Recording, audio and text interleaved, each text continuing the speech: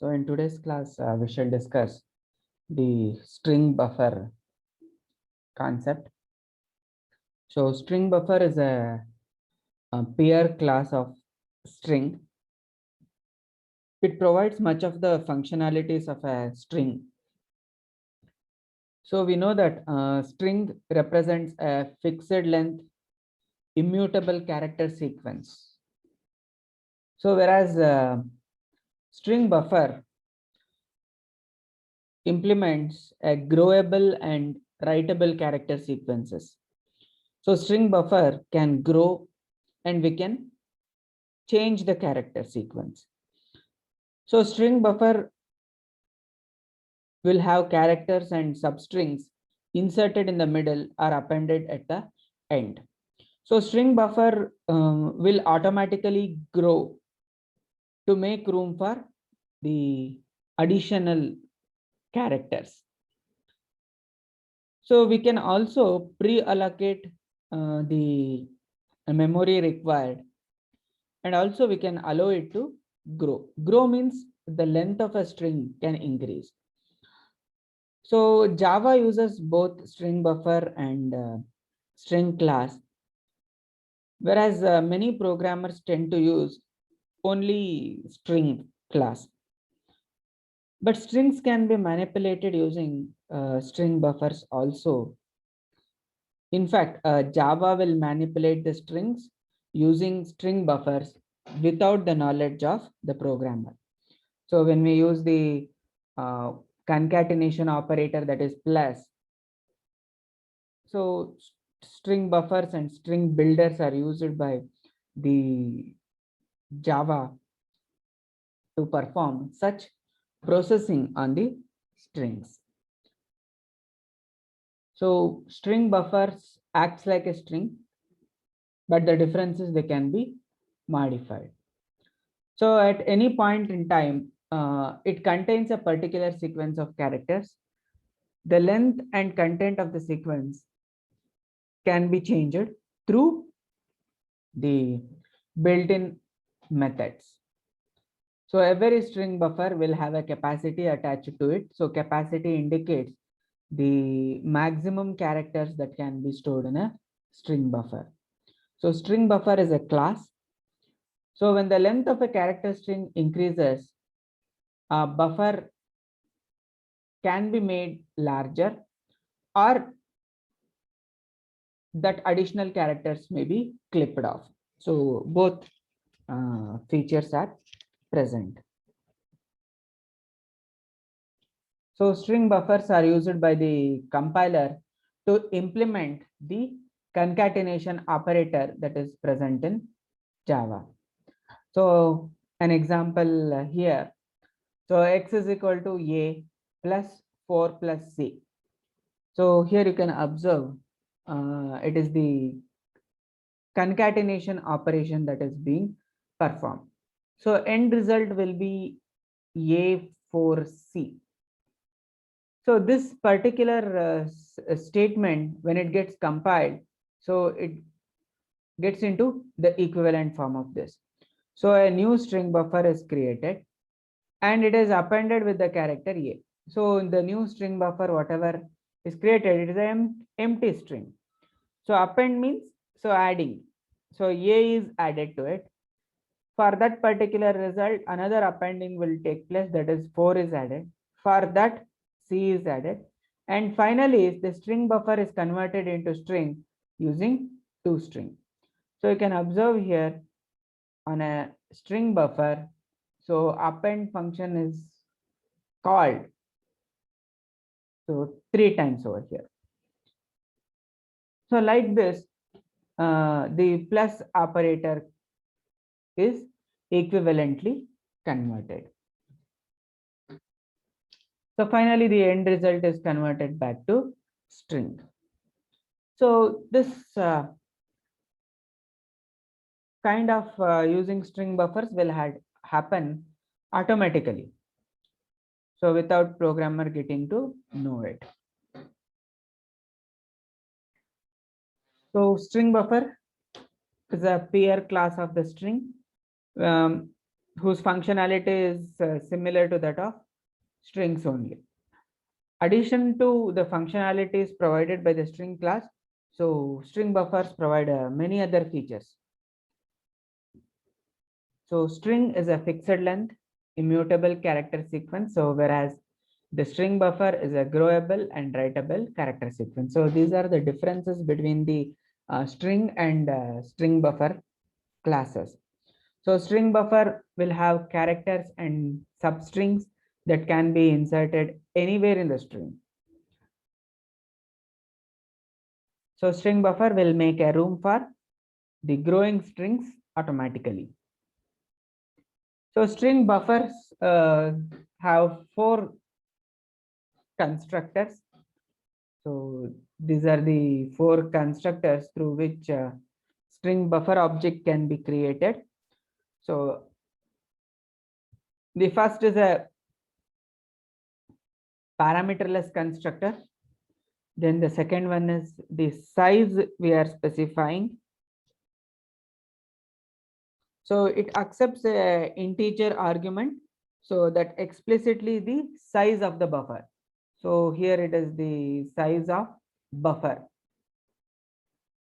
So size of a buffer indicates the maximum length that can be allocated to this particular string buffer. So string buffer takes a string as a parameter. So this particular string acts as a initial string or initial content of a string buffer object. So here the name is given as a buffer. So it has nothing to do with the buffers we use in our primary memories. Okay, so it is an object. So the last one is a character sequence. So again, that particular constructor will construct a string for that particular character array or character sequence that is being passed. So in the third version, the string argument acts as the initial content of a string buffer object, and also 16 more characters can be stored without reallocation. So here the total buffer size will be length of string plus 16. So will be allocated in this particular case, so that it can accommodate 16 more characters without doing the reallocation. So this additional 16 characters are allocated when we don't specify the length of the buffer. Why additional 16 is added? It is because the reallocation of memory takes time, and it may become a performance overhead. So that's why in the beginning itself, so 16 additional characters memory will be allocated, so that we can avoid the frequent reallocation. So frequent reallocation of memory can also lead to fragmented memory. Okay, so fragmented memory will lead to a performance degradation. Not just that, so memory wastage will also happen. So by allocating these few additional characters, so string buffer reduces the number of reallocation that take place.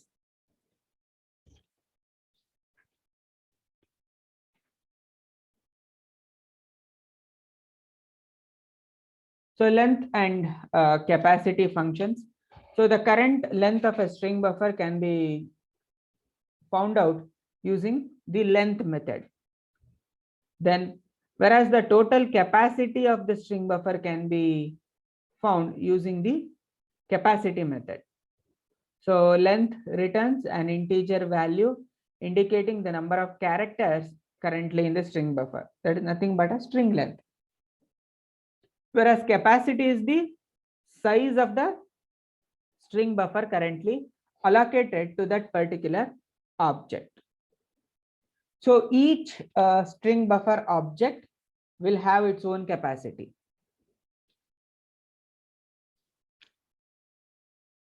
So this is a sample program to print the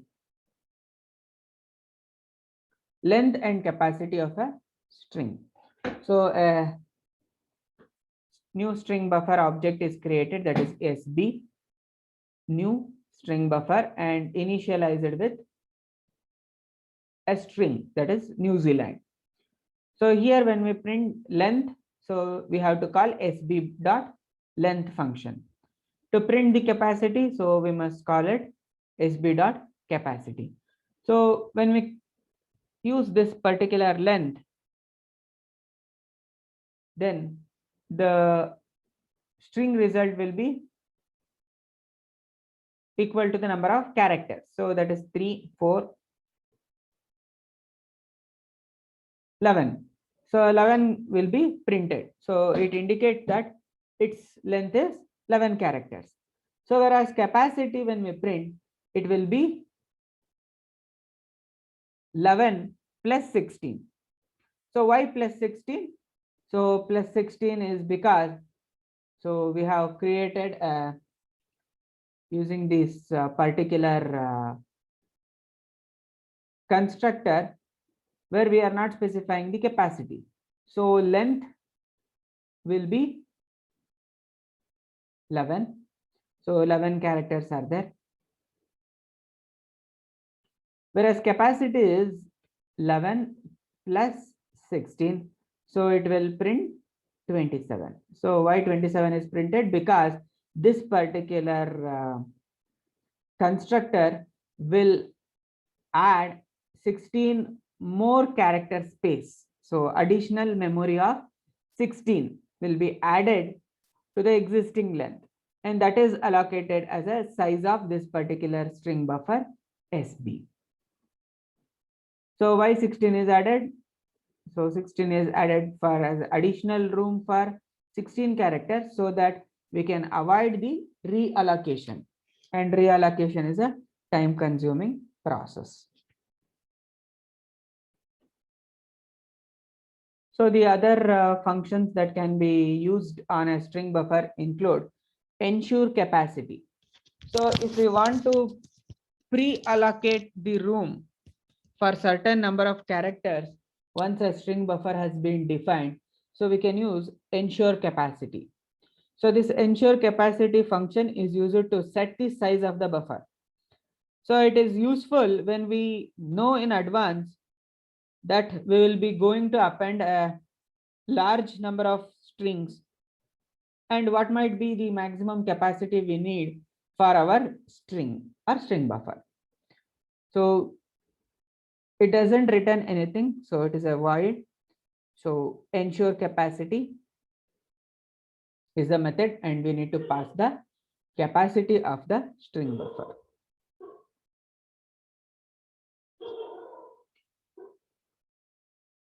Set length. So this is the another API in string buffer. To set the length of a string within a string buffer object, we'll use set length. So its general form is this one. So void set length integer length. So this specifies the length of a string. Okay. So when we increase the size of the buffer, so null characters are added to the end of the existing buffer. So when we increase the size of a string, null characters are added to the end. If we call the set length with a value less than the current value returned by the length, then the additional stored characters beyond the new length will be lost. So this, in order to understand this set length, so let us consider an example. So we have a string buffer, so called hello. Okay. So let us imagine. So the string buffer is with 5 characters. So that is hello.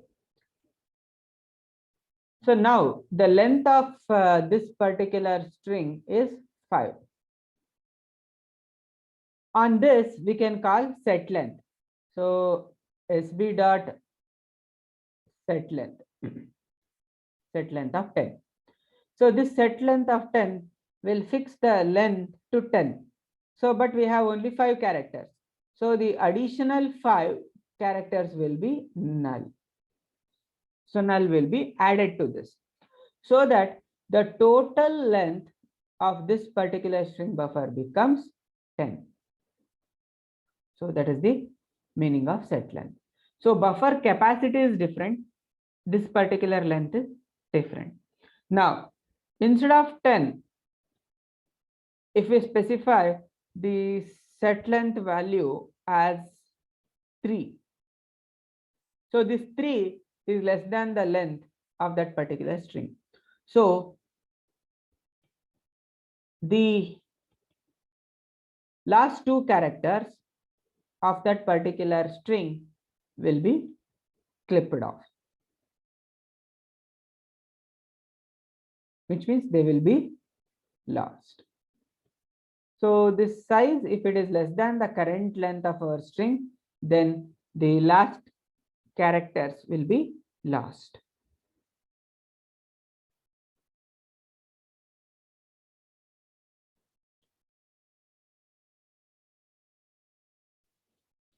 So the other functions include caret and set caret.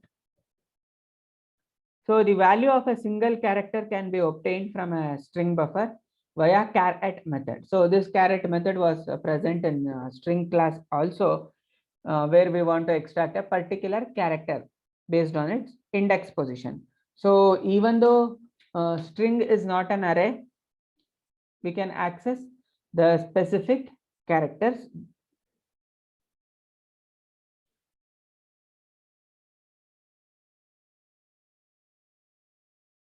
So along with that, one more function that is present here is set caret. So set caret method, so will set the value of a character within a string buffer. So on that particular index, we can change the character. So consider this particular one example. Now let us say our string buffer is having the string hello. So we have constructed a string buffer. Okay, so I'm writing the short form over here, but you, when you write the answers in your tests and internals, don't use the short forms. So string buffer hello. So this is having 5 characters. Now, if we want to extract a character at a specific location, so we can use like this: sb dot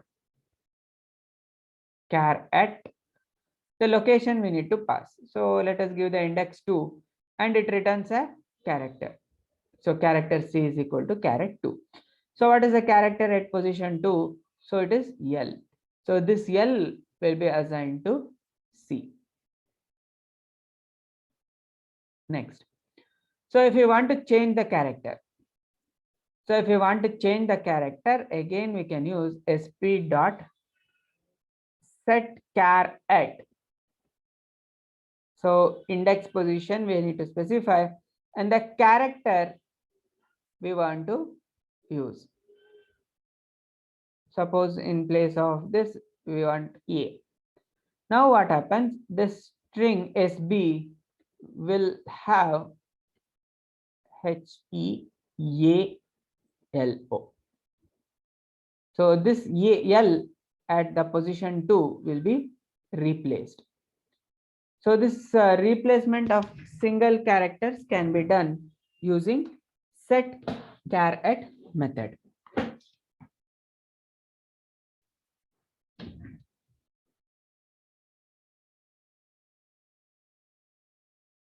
So instead of extracting a single character, so we can also extract the multiple characters.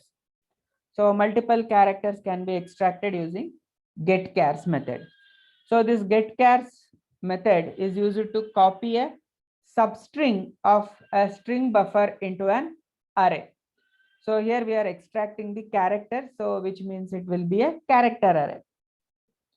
So its syntax include we need to specify the starting index and the ending index.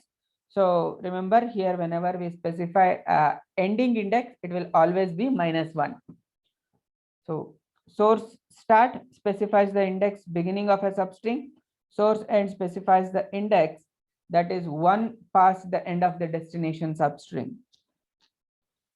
So that is end -1. So when characters are extracted, it is ending index -1.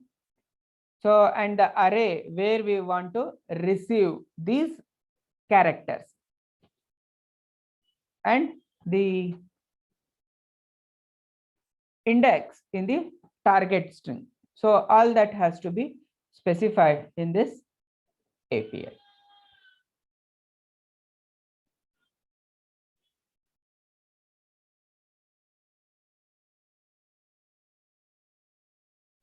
So let us see a small example for this particular one. So get chars. So we shall declare a character array. Okay.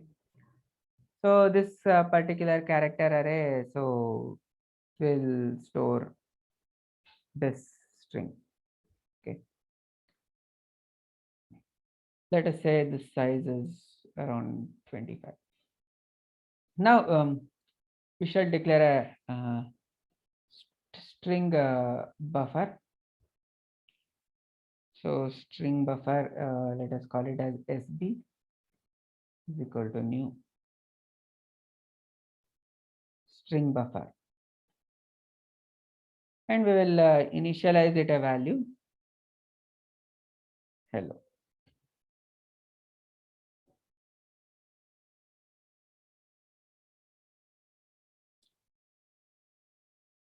So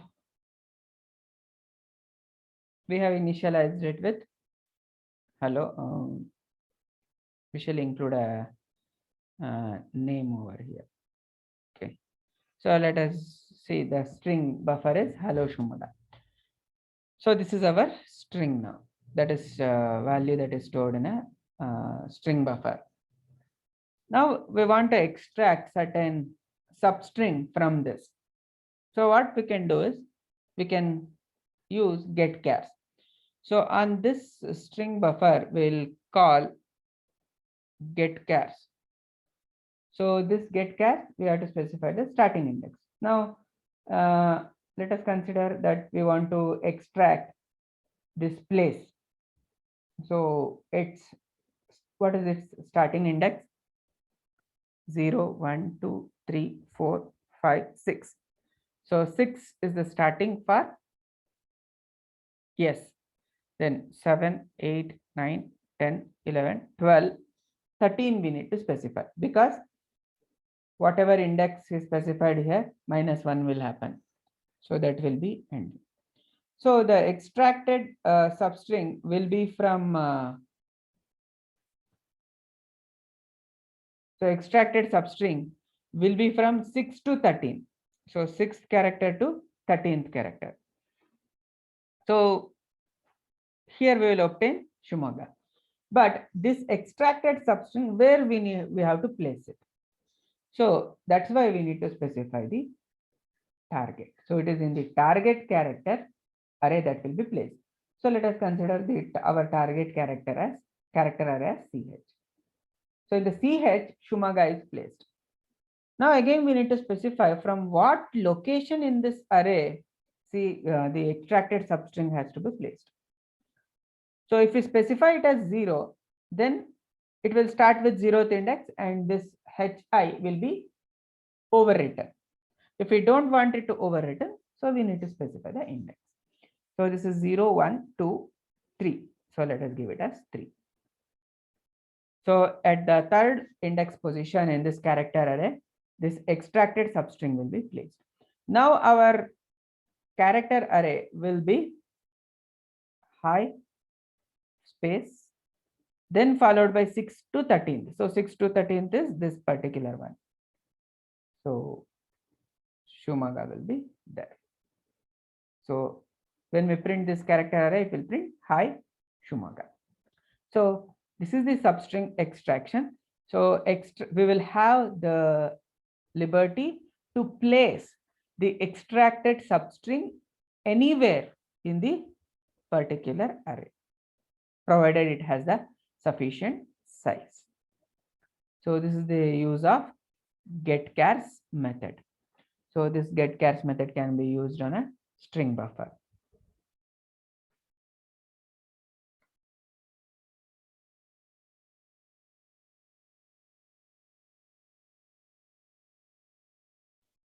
So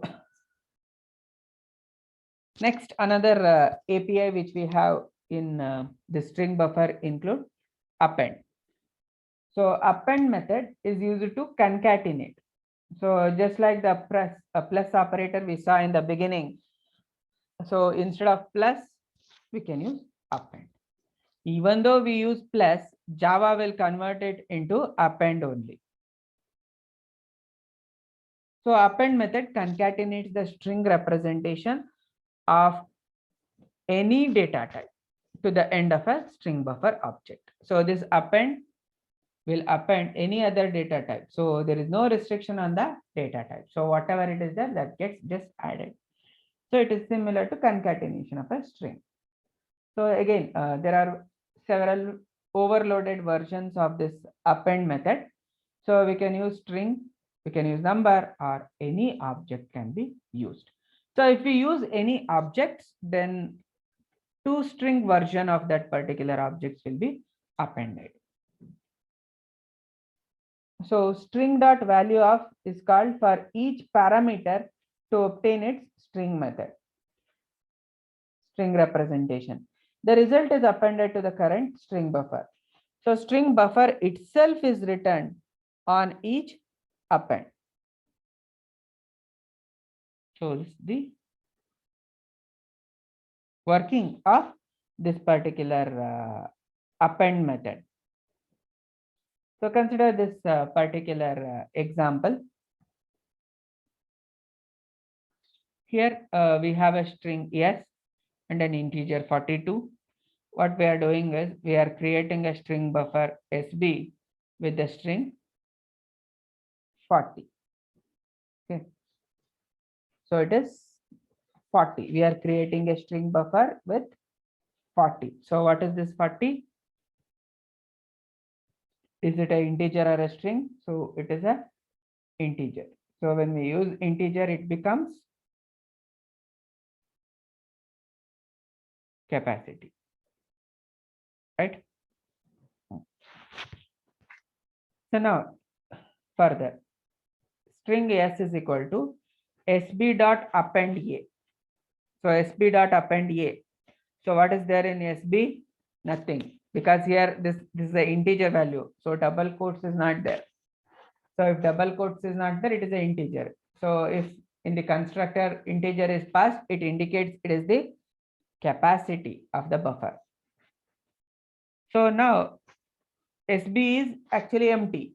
So now it will have A. So A gets added. A space is also there. So we'll have space. Append A. See, append A. What is A? A is a variable. Again, single quote or double quote is not there. So it is A. What is A? A is 42. Whenever we are using the integer directly, then toString or its string version is called. So what is there? It is 42 is there. So A means 42. So here is equal to is that. So it will print A is equal to 42. Then append the exclamatory mark. So that happens. So this particular A is equal to 42 followed by the exclamatory mark will be printed in this yes. So why it is so? A is equal to is appended over here. Here it is a variable A that is having the value 42 and then the exclamatory mark. So here what is to be noted here is this is 40. So this 40 is a capacity and it is not a string. The same thing if we had written like this, then it would have become a string, because when we put it in a double quote, it will become string. And string means the string buffer gets initialized to this particular value. So our final output is A is equal to 42 followed by the exclamatory mark.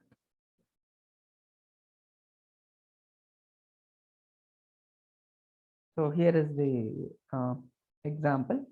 So this is another version of the concatenation operator plus. So there are many optimizations that Java runtime will do, knowing that strings are immutable. So Java hides most of the complex conversions between string and string buffer. So programmer will not know that internally it is a string buffer that is doing all the processing of strings. Even though the programmer uses only strings, then it is Java that will hide everything and do the processing in string buffers. So that is why many of us or programmers will never feel the need for using the string buffers directly. So, and we are happy to express all the operations that we do on a string itself. So for string concatenation, we'll use plus only. So because from the programmer's perspective, it is easier to, even typographically when we do it, so it's easier. But Java runtime will optimize everything and use the string buffer. So whenever after each concatenation is performed, the compiler will call the toString. So the toString call gets inserted to turn the modifiable string buffer back into a string. So all these conversions may look complicated, but it is the performance that gets enhanced by using string buffer.